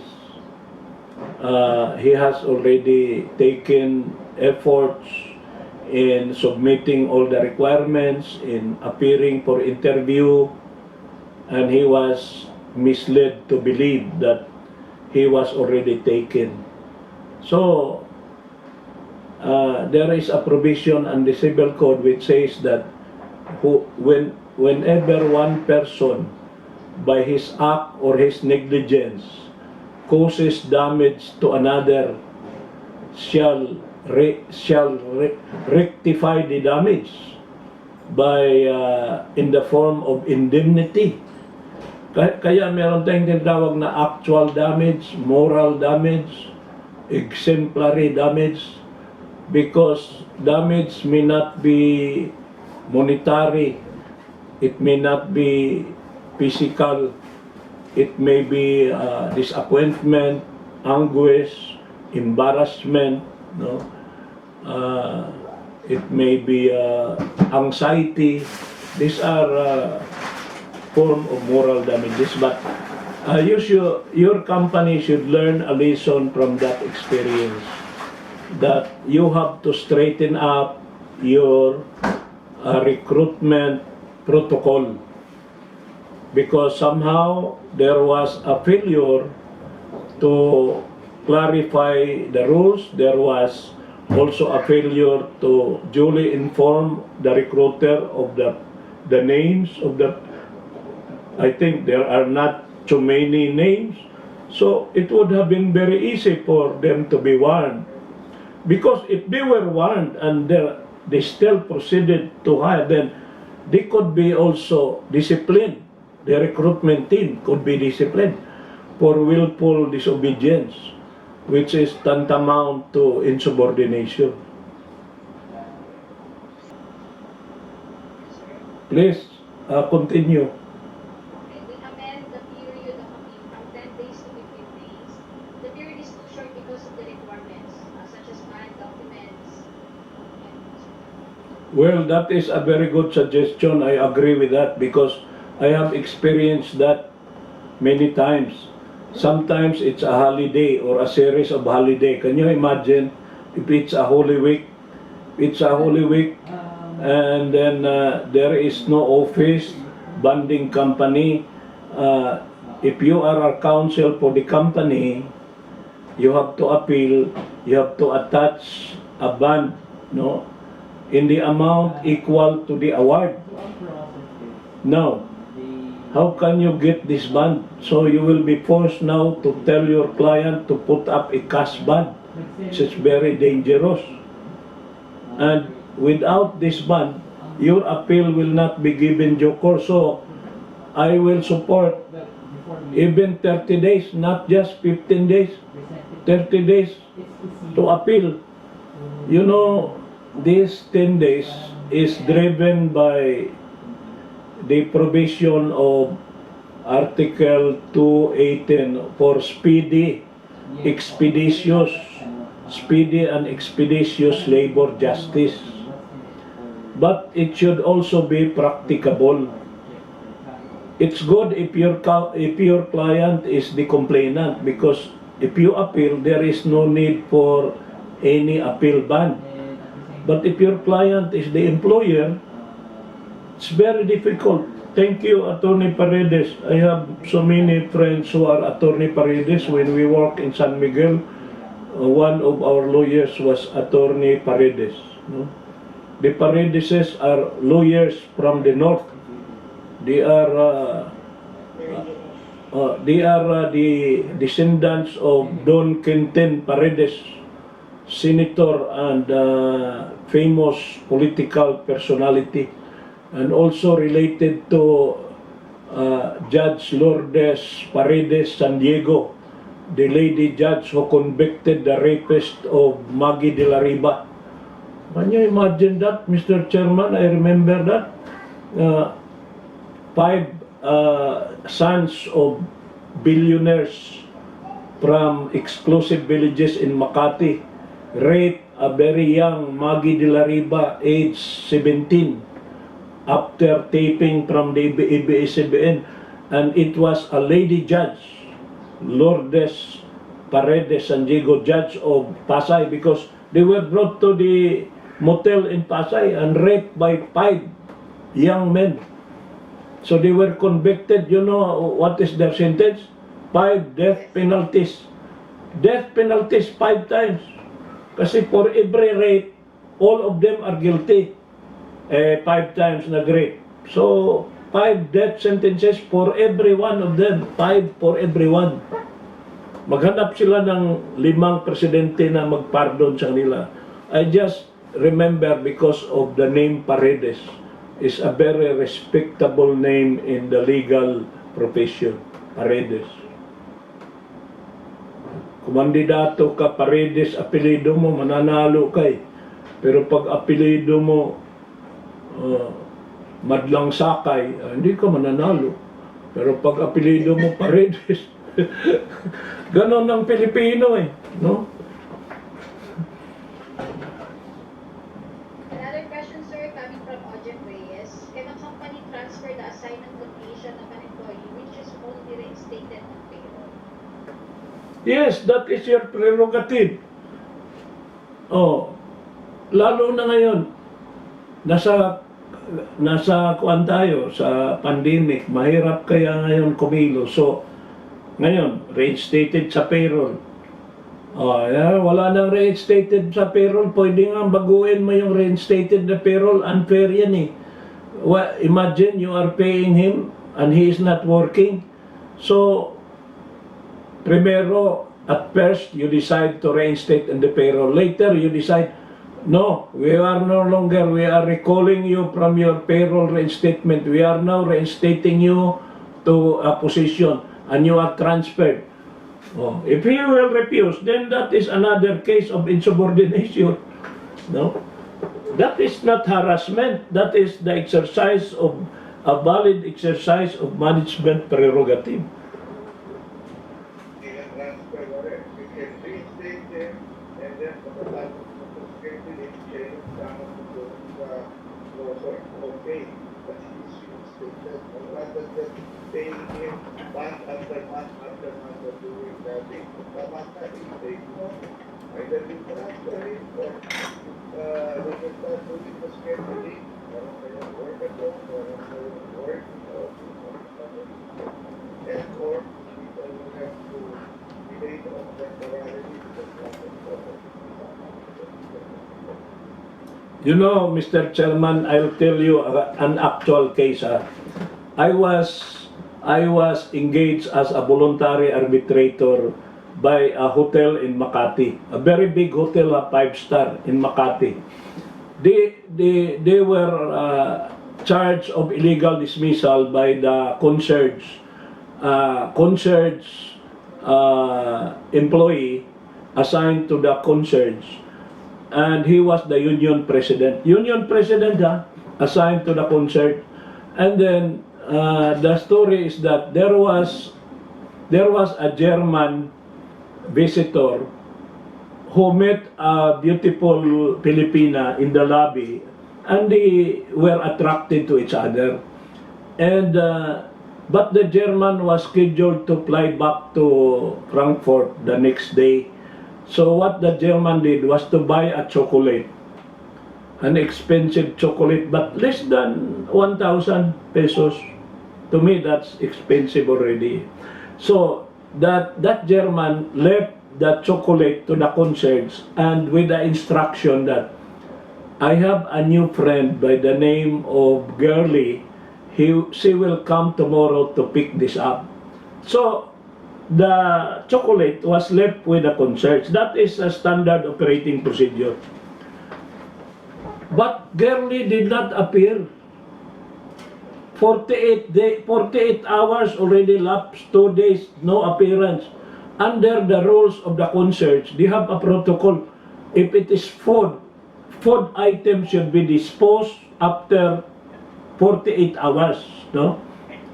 So, ang meaning, what is the meaning of dispose? So, this union president, instead of throwing away that chocolate, no, he ate the chocolate, and he was caught in the camera, in the yung mga So he was investigated, he was found guilty, and he was dismissed. Can you imagine, Mr. President, 21 years in service? That was his first major offense, and he was dismissed. So I was the one appointed as arbitrator. Of course, as an arbitrator, I was chosen by both parties. Kasi ang arbitration, yung voluntary arbitration, mamili yung management ng tatlong arbitrator, mamili din yung union. Nagkataon na my name is the common choice. Common choice eh. Pinili nila, nasa milistahan ng NCMB. The NCMB has a list, and my name was chosen. So I became the arbitrator. You know what? The first line of my decision, I was quoting Tom Hanks. Life is like a box of chocolate.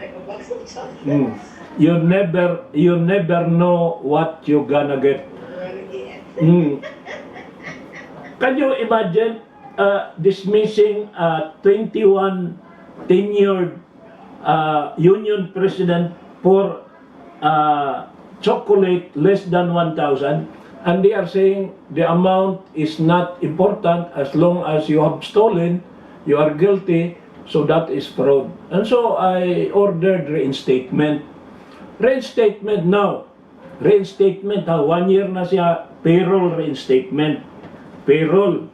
Now, here is the story. Because of the pandemic, which hit the hotel industry, they have reduced the work week now into 3 days. They are sliding, no, the one after another. They work only 3 days a week. So that means lower pay.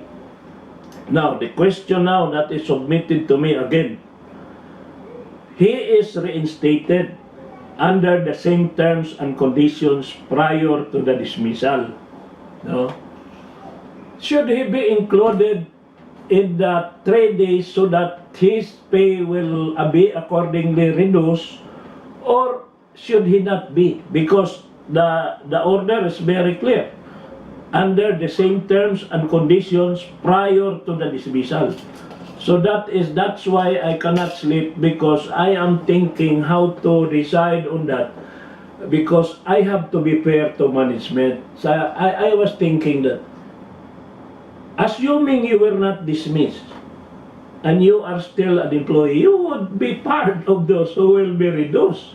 So why should you be in a better position than those who were not disciplined? That is my That is what is in my mind. You know, I have decided a lot of cases in my life, but somehow there are funny decisions, there are stories that are very disappointing. But you know, I learned a lot, and I wrote everything, no, and I have a book on all the things that I have decided since 1977, no.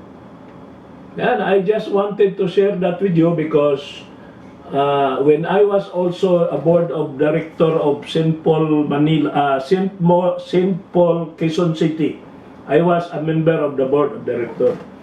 And there was a faculty member who was dismissed by the sister because of gross negligence. Matagal mag-submit ng grade, always late, not following instruction. He was dismissed. And he filed a case. He won before the arbiter. And therefore, he was reinstated. That the sister said, we don't want to see his face, so we want to reinstate in the payroll. Okay, reinstate in the payroll.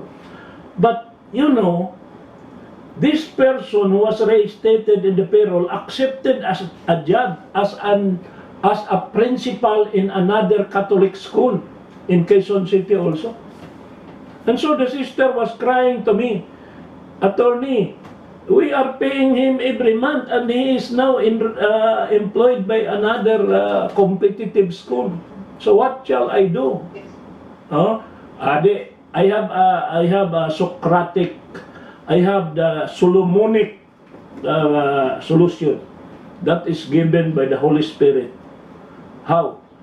We will write him a letter telling him that we will no longer reinstate you in the payroll. We will reinstate you because our enrollment has increased.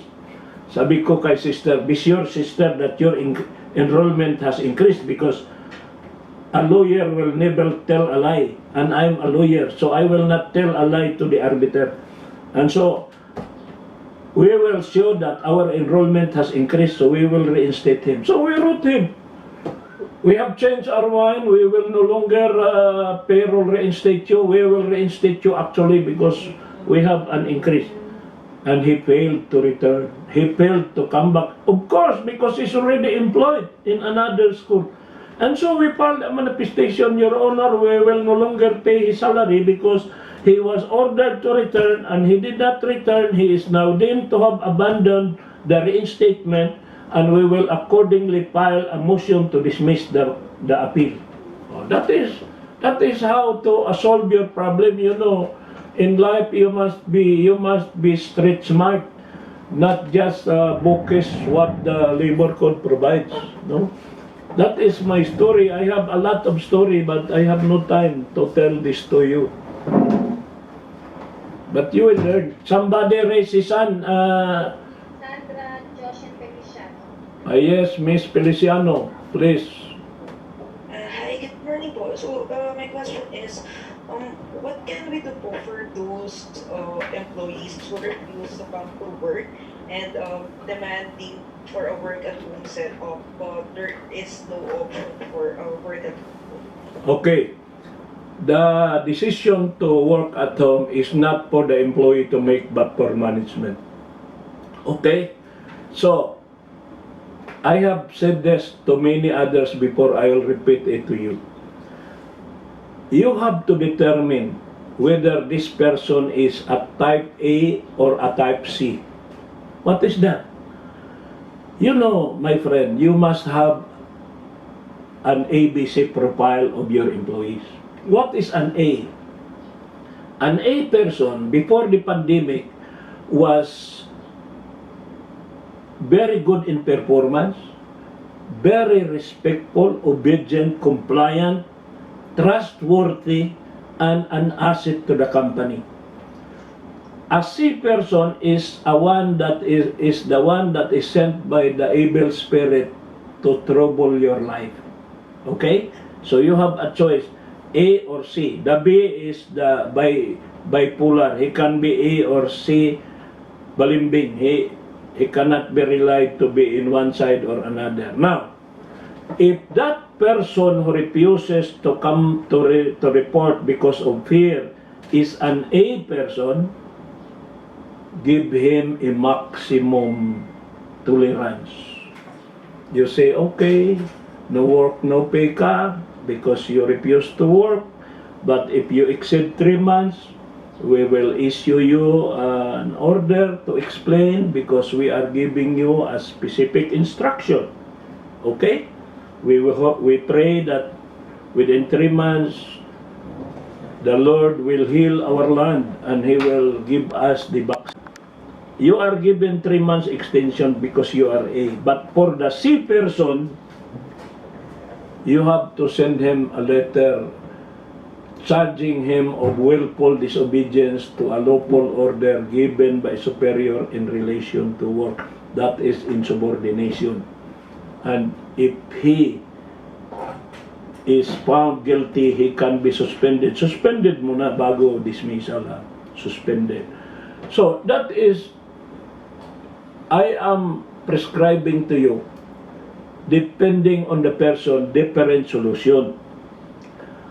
Different folks, different strokes. Why? Is that fair? Is that not discrimination? Well, even the Lord will distinguish between the tupa and the kambing, the good ones and the evil ones. They are judged according to their actions and their behavior. Okay? So, I don't know, you are the only one who knows whether this person is an A or he is a C. Because if I were you, if a person has been trustworthy, hardworking, reliable, very passionate in his work, focused, I will give him the maximum chance because I will save him. But if he is a burden to you, this is that time to give him the books. You throw the books to him. He is just like a boyfriend. If he is a very good boyfriend because he is faithful to you, he is handsome, he is rich, no?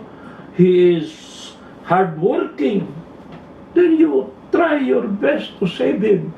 But if he is a gambler, he is a womanizer, he is all the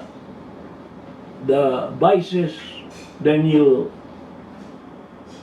give him away. It's time to cut and move on. There must be a closure so that you can move on. That's it. That's why, even the Bible says, do not throw your pearl to the swine. In other words, be compassionate to those who deserve your compassion. But to those who are really habitually disobedient, rebellious,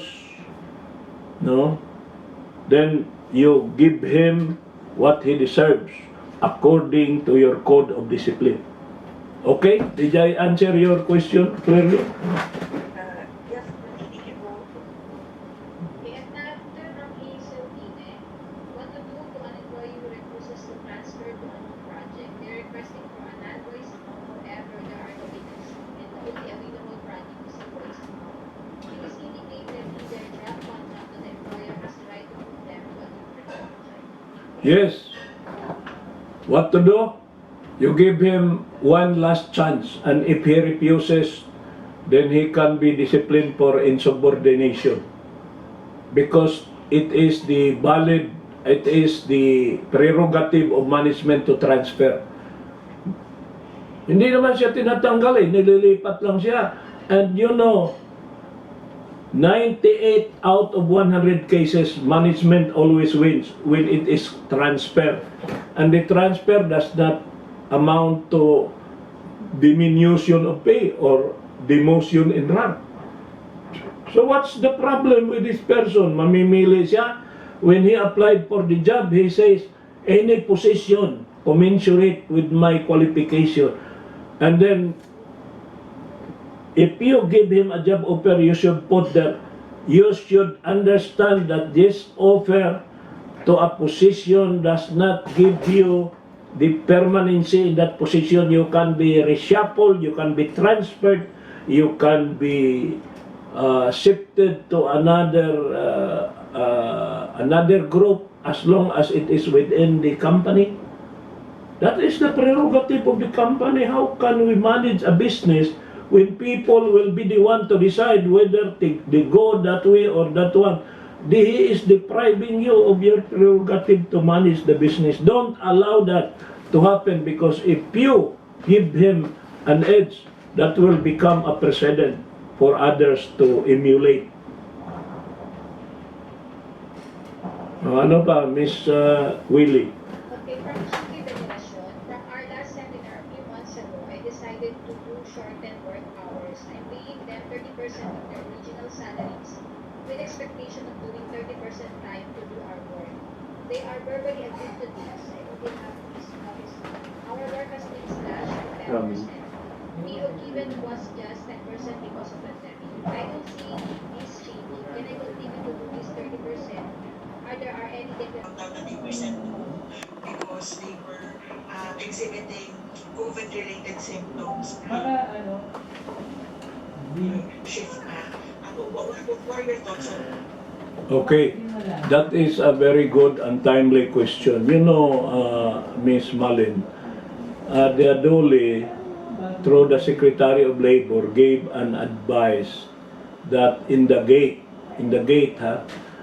the security guard assisted by a clinic personnel, whether a nurse or an attendant, should subject all employees in the morning prior to admission to the gate, through the gate, answer, aside from the temperature reader, to answer the following question. Number one question is, have you had exhibited any symptom like body pains, coughing, running nose, and other manifestation of malaise, body malaise? Yes or no? And this should be in a form of a 1/4 page to be answered and signed by him, by her. No? Number two question, is there any member of your family with whom you are living together that has been tested positive in the last 14 days? Yes or no? And then the third, have you had any contact with a returning OFW or any person coming from a foreign country in the last 14 days? No?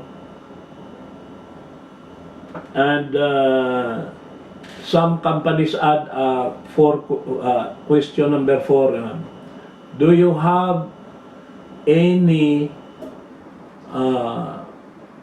hesitancy to report because of a suspicion that another employee has the indication of being infected with the COVID virus?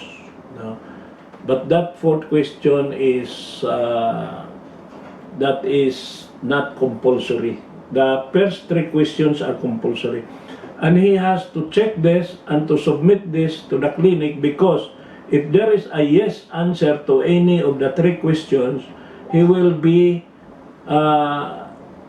directed to proceed to the clinic for further examination, and the clinic may decide to send him to the doctor for further testing.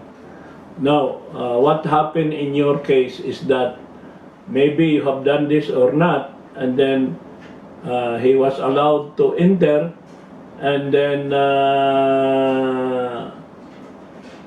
he was found to have failed to disclose, where you could have detected this right at the gate, because if he answered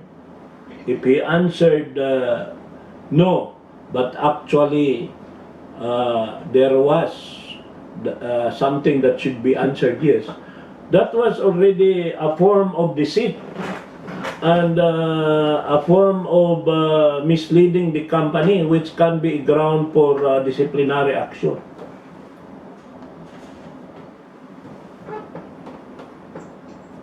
That would be all for sa questions po. Meron pa ba, Mr. Mayor? Wala. Sorry po, thank you. I-follow through ko lang po. Yes. Sir, would you be comfortable with the decision of termination? Let's say, eventually nag-positive po pala si employee. Well, there is an advisory. You cannot dismiss on that basis. You can just allow him to take a vacation without pay if he has already exhausted his leave credits. No? Because there is a provision in the labor code which is termination for medical reason. Termination for medical reason in Book 6 of the Labor Code is provided under Article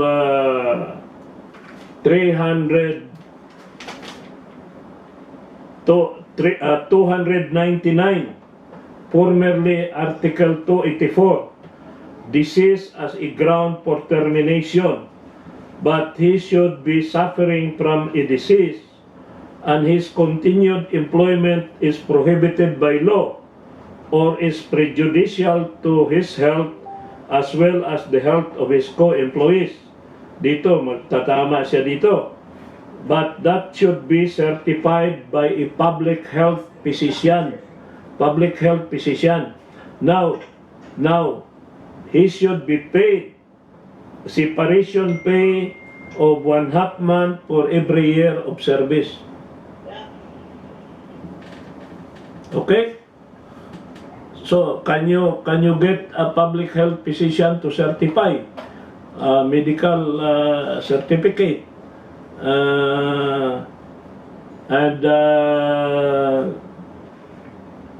And if there is any, then you can let her go or let him go, but give him a salary, separation pay. Now, if he is a type A employee and you want to save him, you just say you take a sick leave without pay, and then after you shall have recovered and submitted a clean bill of health, then we can readmit you. But if he is a type C, well, it's up to you, but the Lord calls upon you to be compassionate to the sick. You know, this person is not a bad person, he is just sick. No? So will you punish him for his sickness? It's up to you. But if you do, you use that provision of Article 299.